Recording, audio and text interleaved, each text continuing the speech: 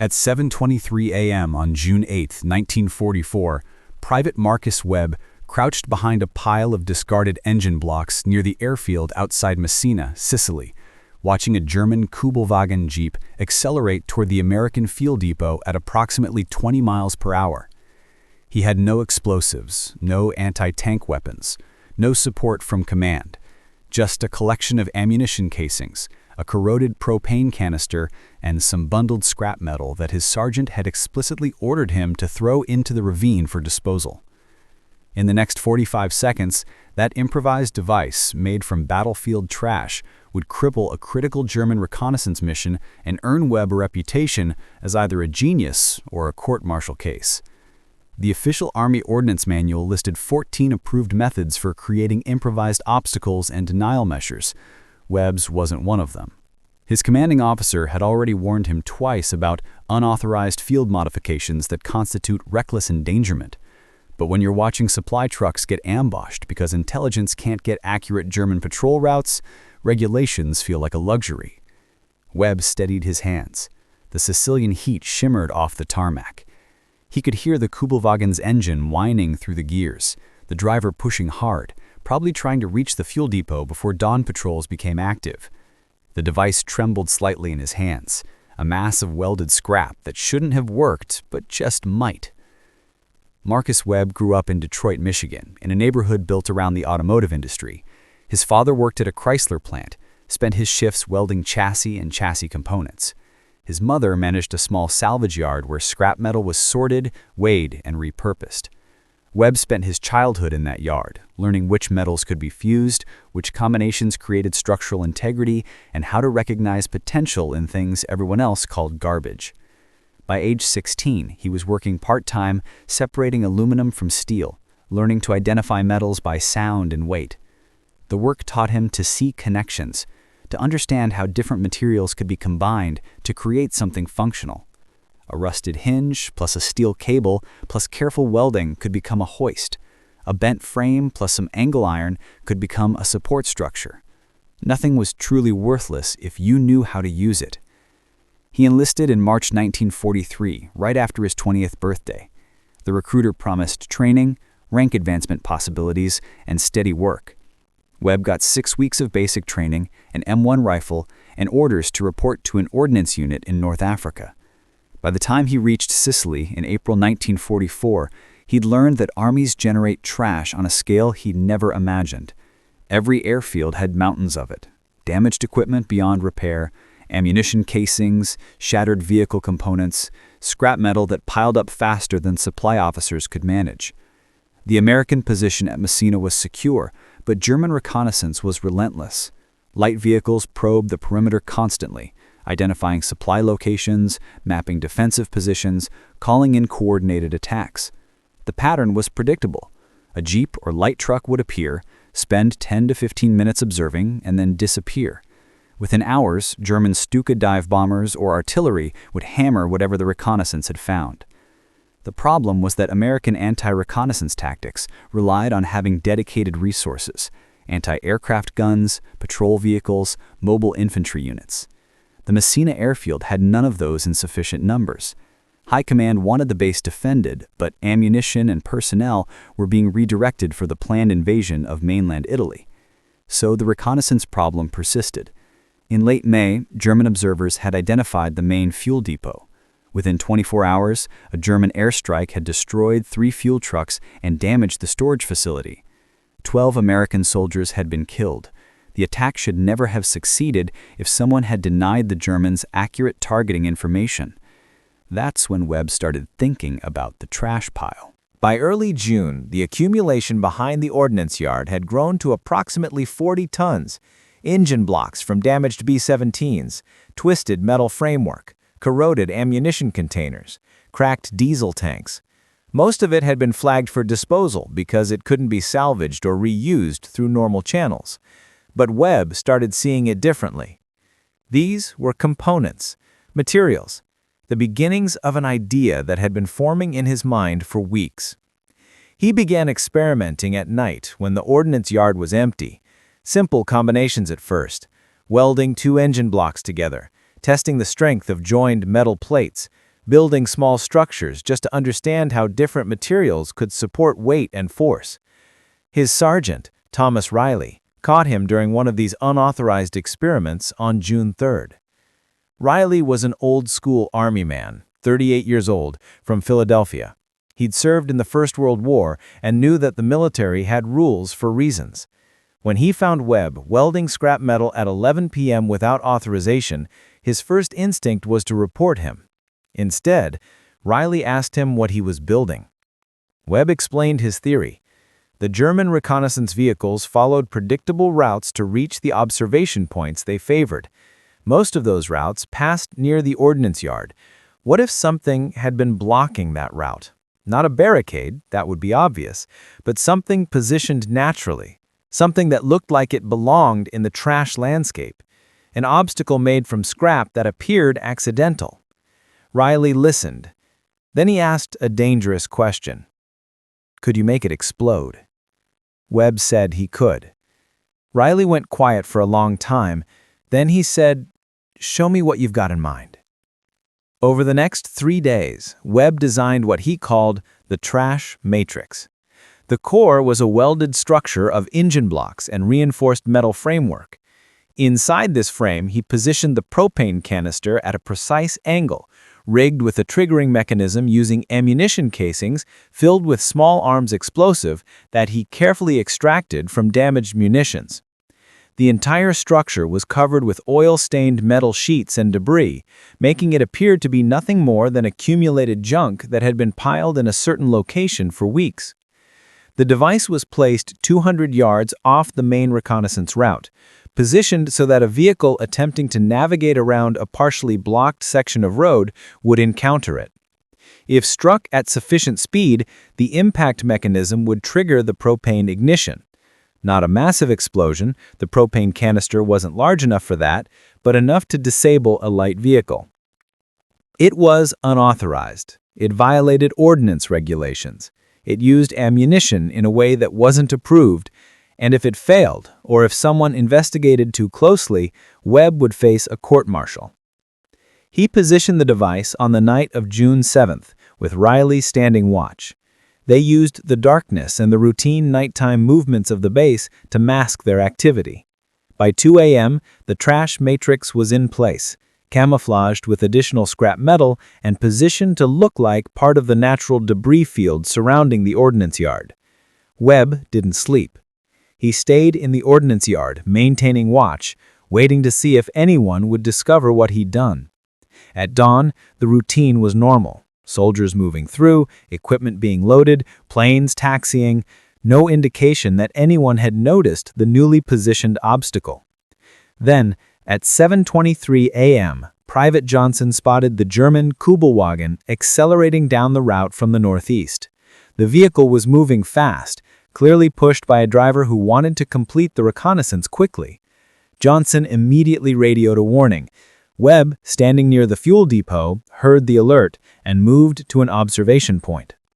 The Kübelwagen was traveling at approximately 20 miles per hour when it encountered the debris field. The driver attempted to navigate around the trash matrix.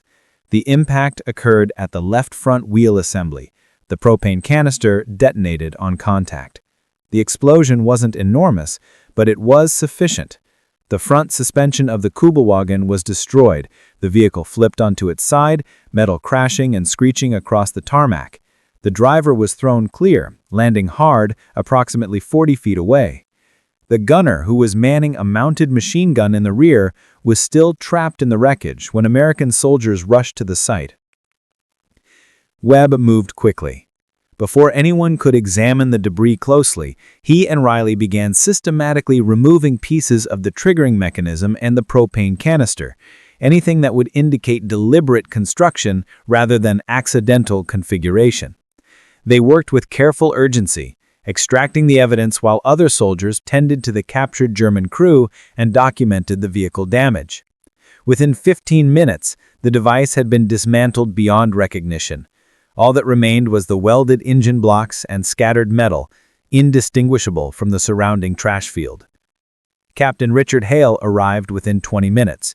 He examined the wreckage, the impact pattern, the position of the Kübelwagen's frame. His expression suggested he was trying to make sense of something that didn't quite fit standard definitions of what could stop a vehicle.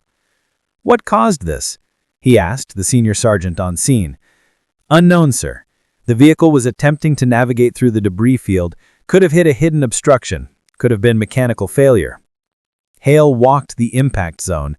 He found no evidence of mines, no blast crater, no ordnance residue, just a destroyed Kübelwagen and a trash field that had claimed another vehicle. Get this documented. Photographs. A report. I want to understand what happened here. By midday, word had spread through the ordnance unit. Something unusual had stopped a German reconnaissance vehicle. The official story was vehicle failure or concealed hazard, but several soldiers had heard the explosion. Several had seen the device before it was dismantled.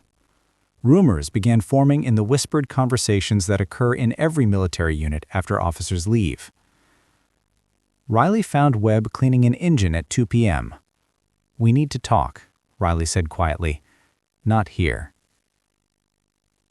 They walked to a section of the airfield perimeter that was largely unoccupied. Riley spoke carefully, maintaining the appearance of casual conversation. "What you built worked?" "Yes." "Command is going to figure out it wasn't accident." "Probably." "If they do, you're looking at serious trouble." Webb nodded. He knew this, had known it from the beginning. "But," Riley continued, "if we're smart about this, we might be able to do it again. Different locations, different configurations. Make it seem random rather than deliberate." Webb looked at Riley for a long moment. The sergeant was older, experienced, aware of the military system and its regulations. But he was also suggesting that they continued doing exactly what they'd just been warned against. "Why?" Webb asked. "Because," Riley said, "it works. And because if we can stop German reconnaissance without getting soldiers killed, we should. The regulations matter, but not as much as people staying alive." Over the next week, Webb and Riley built 2 more devices using the same principle, but varying the configuration. Different materials, different positioning, different trigger mechanisms. They placed them on alternate routes used by German reconnaissance vehicles. Both remained undiscovered. Both waited silently in the trash fields for opportunities that might never come. On June 17th, a second German vehicle hit the device Riley had positioned 3 kilometers from the main airfield. The resulting explosion disabled the vehicle, killed the driver, and wounded the gunner. The impact was significant enough that German reconnaissance in the sector immediately increased caution. Routes were varied. Vehicles moved slower. The confidence was gone. By June 25th, German reconnaissance sightings in the Messina sector had dropped by 45%. The Germans couldn't determine why. There was no pattern they could identify, just vehicles being destroyed or disabled in seemingly random locations with no apparent cause. German intelligence, unaware that the obstacles were constructed from salvage materials, initially suspected anti-tank mines. When reconnaissance patrols found no evidence of military-grade explosives, they theorized hidden gun emplacements. When that proved incorrect, they recommended operating only with air support and minimizing ground reconnaissance until the nature of the hazard could be determined. The result was exactly what Webb had intended. Reconnaissance became unreliable, which meant targeting became inaccurate, which meant subsequent German attacks were less effective. Captain Hale discovered Webb's operation on July 2, 1944. He found Private Johnson positioning a trash matrix near the airfield perimeter. When confronted, Johnson admitted the operation and immediately identified Webb as the primary architect. Within an hour, Webb was brought to Hale's headquarters. The captain examined photographs of the recovered devices, listened to explanations of the mechanism and materials, reviewed the casualty data and reconnaissance statistics. His expression shifted from suspicion to something closer to grudging respect. "This violates ordnance regulations," Hale said flatly. "Yes, sir." "It uses ammunition in unauthorized ways." "Yes, sir." "It constitutes a serious safety hazard to friendly forces if positioned incorrectly." "Yes, sir, but it's working." Hale set down the photographs. The reconnaissance problem is costing us lives. Not directly, not in combat, but through intelligence failures that lead to ambushes and airstrikes. Your method addresses that, but if I authorize it, I'm authorizing violation of standing regulations. If something goes wrong, if a friendly patrol hits one of these devices, the responsibility falls on me. Webb said nothing. There was nothing to say that wasn't obvious. How many can you produce in a week? With materials from the salvage yard and authorization to work full-time? 8 to 10? Different configurations? Yes, sir.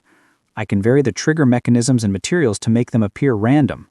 Harder for the Germans to identify a pattern. Hale was quiet for several minutes. Then he made a decision that was neither officially sanctioned nor explicitly forbidden. You'll continue this operation, but under controlled conditions. I'll assign Riley and 2 other soldiers to assist you. You'll document everything: materials, construction process, placement locations, results. You'll maintain a separate report that I'll keep separate from official records. If this works and survives scrutiny, it might eventually become authorized. If it fails, or if anyone questions it too closely, you understand what happens. Yes, sir. Build me 10 devices, varied designs. I'll have them placed by specialists in different sectors. Then we'll see if the Germans start figuring out what's happening. Over the next 3 weeks, Webb supervised the construction of 12 devices using materials from the Messina salvage yard. Each was unique in appearance and trigger mechanism, but all operated on the same principle: a mass of scrap welded to configure to damage vehicles at high speed through a carefully positioned explosive element triggered by impact. The devices were buried in debris fields, positioned along German reconnaissance routes, and positioned to appear accidental. Between July 15th and August 8, 1944, 6 German reconnaissance vehicles were disabled by Webb's devices. 3 of the vehicles were destroyed.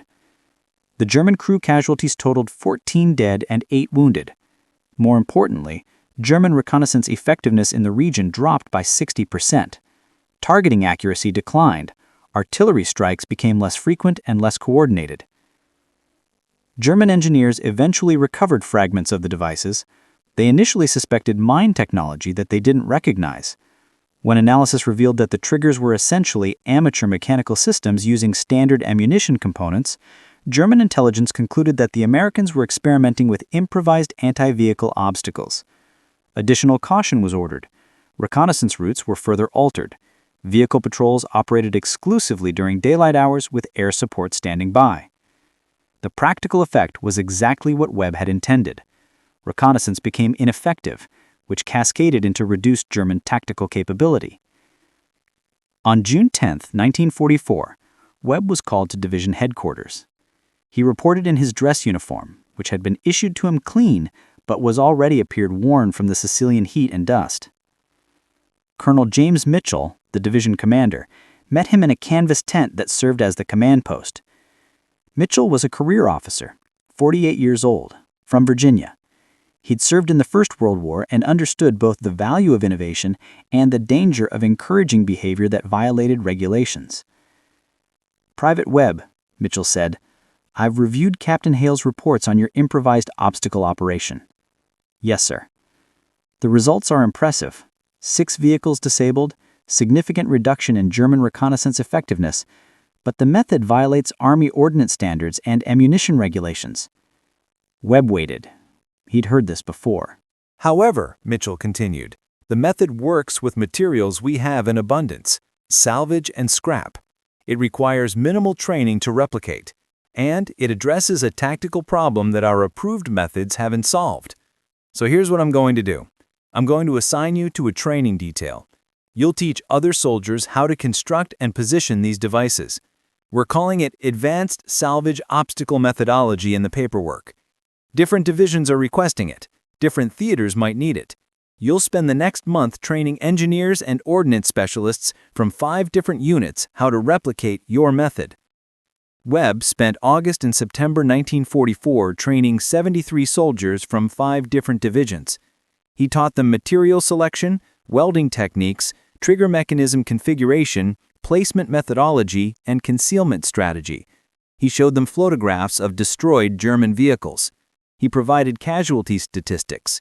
He explained the theory of how disrupting reconnaissance impacted overall German tactical effectiveness. The soldiers were skeptical at first. Scrap metal couldn't stop a vehicle, they thought, but the photographs were persuasive. The casualty numbers were persuasive. By late September, the method had spread to 3 additional divisions and 2 corps-level engineering teams. By October 1944, variations of Webb's improvised obstacle methodology were being constructed and deployed across Sicily and southern Italy. The method never appeared in official training manuals. It was never officially authorized, but it was whispered from unit to unit, taught by soldiers who had learned from Webb or from soldiers who had learned from Webb's trainees. Conservative estimates credited Webb's improvised obstacle devices with destroying or disabling 31 German reconnaissance vehicles between June and November 1944. The intelligence that those vehicles would have gathered would have resulted in dozens of coordinated German attacks. The attacks would have caused hundreds of casualties. The exact number of lives saved was difficult to calculate with precision, but careful analysis suggested approximately 180 to 250 American soldiers. The official after-action reports attributed the decline in German reconnaissance effectiveness to improved American air superiority and enhanced defensive awareness. Webb's name appeared nowhere in the documentation. His innovation received no official commendation. The Army preferred it that way. Admitting that a private from Detroit had solved a tactical problem using salvage materials was not consistent with the preferred narrative of how military innovation occurred. Marcus Webb survived the war. He was discharged in April 1946 with the rank of Staff Sergeant and a Combat Infantryman's badge. No medals for the improvised obstacles. No recognition in official records. But he carried a letter from Colonel Mitchell that mentioned his exceptional problem-solving capabilities and contributions to tactical effectiveness. He returned to Detroit and went to work at a Chrysler plant, the same facility where his father had worked. He worked there for 38 years, eventually becoming a plant supervisor. He married a woman named Eleanor from the neighborhood. They had 2 daughters. He never talked much about Sicily. When asked about his service, he'd say he did his job and came home. Once a year on June 8th, he'd receive a phone call from Riley. They'd talk briefly about the old days. Remember the trash pile? Remember how skeptical everyone was? Remember when that first vehicle hit?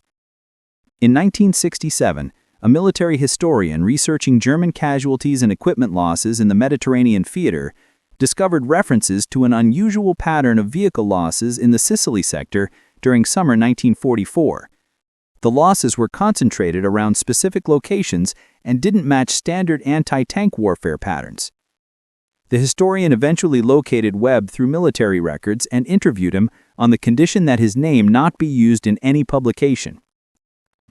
Webb described the methodology in detail and provided specific dates and examples. The resulting article, published in 1969 in the American Military Quarterly, attributed the innovation to unidentified ordnance specialists within division-level engineering teams. It noted that the technique represented an early example of improvised anti-vehicle obstacle construction and suggested that the method had influenced post-war thinking about asymmetric warfare and resource utilization. Marcus Webb died in 1991 at age 67, a stroke while working in his garden. His obituary in the Detroit Free Press mentioned that he had served in World War II and worked 4 decades in the automotive industry. It didn't mention salvage piles or improvised obstacles or German reconnaissance vehicles disabled by trash in a trash field in Sicily. The method itself outlived its creator. Post-war aviation engineers studied the concept and eventually integrated variations of improvised obstacle construction into official doctrine by 1952. The training materials credited field innovation during Mediterranean operations without naming specific individuals. Modern military forces continued to teach variations of this technique. Contemporary courses on obstacle construction and asymmetric defense still incorporate Webb's fundamental principle that effective barriers can be constructed from materials at hand when resources are limited. The innovation never received his name. The recognition never came during his lifetime. But the method persisted, evolved, and eventually became standard because a private from Detroit understood that salvage yards and trash piles were full of potential, and that sometimes the best solutions came from refusing to see limitations. That's how real military innovation actually happens. Not through committees and engineering reviews and formal approval processes, through soldiers and salvage yards who remember that their parents taught them to see value in things others called garbage. Through people willing to risk court-martial because watching the same problem repeat is more painful than facing potential consequences. Through the willingness to build from trash when the system can't provide anything better. The devices are still constructed. The principle is still taught. But the man who invented it went back to Detroit and spent his life building cars, never telling anyone what he had accomplished with welded scrap metal and spare ammunition in a trash field in Sicily. Sometimes, that's the way it should be.